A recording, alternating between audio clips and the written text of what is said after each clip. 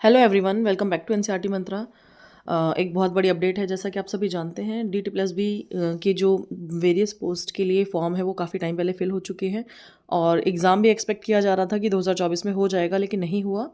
उसके बहुत सारे रीजंस थे जो मैं आपके साथ डिस्कस करूँगी।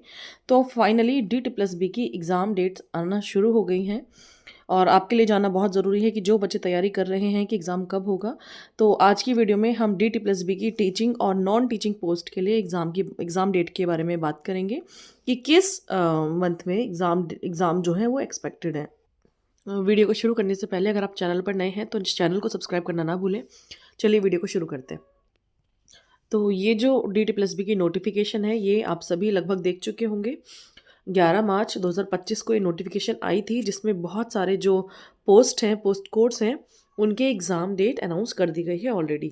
जैसे सेक्शन ऑफिसर हॉर्टिकल्चर है, या फिर हम अगर टीचिंग पोस्ट की बात करें तो सिर्फ जो म्यूज़िक है, तो म्यूज़िक TGT म्यूज़िक की जो एग्ज़ाम डेट है वो रिलीज़ कर दी गई है।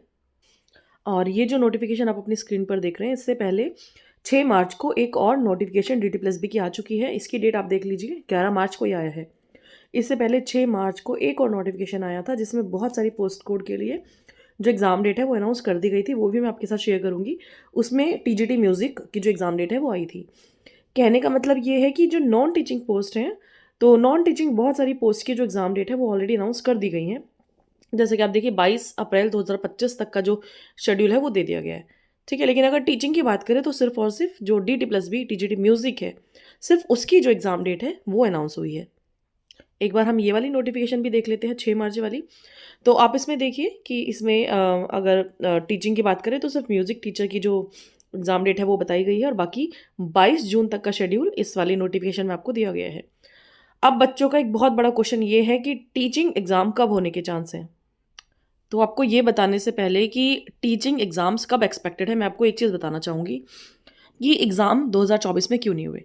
एग्ज़ाम देखा जाए तो ऐसा उम्मीद की जा रही थी कि क्योंकि इतनी सारी पोस्ट के लिए फॉर्म फिल हुए हैं, इतनी जल्दी फिल हो गए थे, तो ये उम्मीद की जा रही थी कि 24 में एग्ज़ाम हो जाएगा। जबकि हमने देखा कि 25 में कुछ और नई पोस्ट के लिए, PGTs के लिए नए फॉर्म्स फिल हुए। एग्ज़ाम क्यों नहीं हुए? एग्ज़ाम ना होने के बहुत सारे रीज़न्स थे। पहला रीज़न ये था कि दिल्ली में इलेक्शन होने वाले थे विधानसभा के। दूसरा क्या रीज़न था कि ये जो टीचिंग पोस्ट हैं तो इसमें बहुत सारे कैंडिडेट्स ऑब्वियसली अप्लाई करते हैं। कोई ऐसा तो है नहीं कि 100-200 बच्चों का पेपर लेना है। बहुत सारे कैंडिडेट्स, क्योंकि बहुत सारे कैंडिडेट्स होते हैं हर पोस्ट कोड के लिए, कि फिर एग्ज़ाम कब होंगे।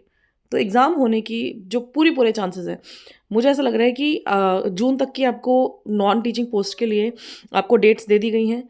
तो जून जुलाई में आप टीचिंग पोस्ट के लिए भी एग्ज़ाम एक्सपेक्ट कर सकते हैं। ये मेरा अपना मानना है, ठीक है?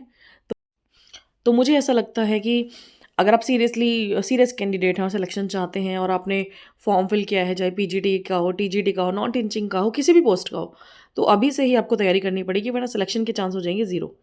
क्योंकि जो जिन बच्चों का सिलेक्शन होता है ना, वो लास्ट मोमेंट की का वेट नहीं करते हैं तैयारी करने के लिए। तो ये आप मान के चलिए कि अगर सिलेक्शन लेना है तो अभी तैयारी करनी पड़ेगी।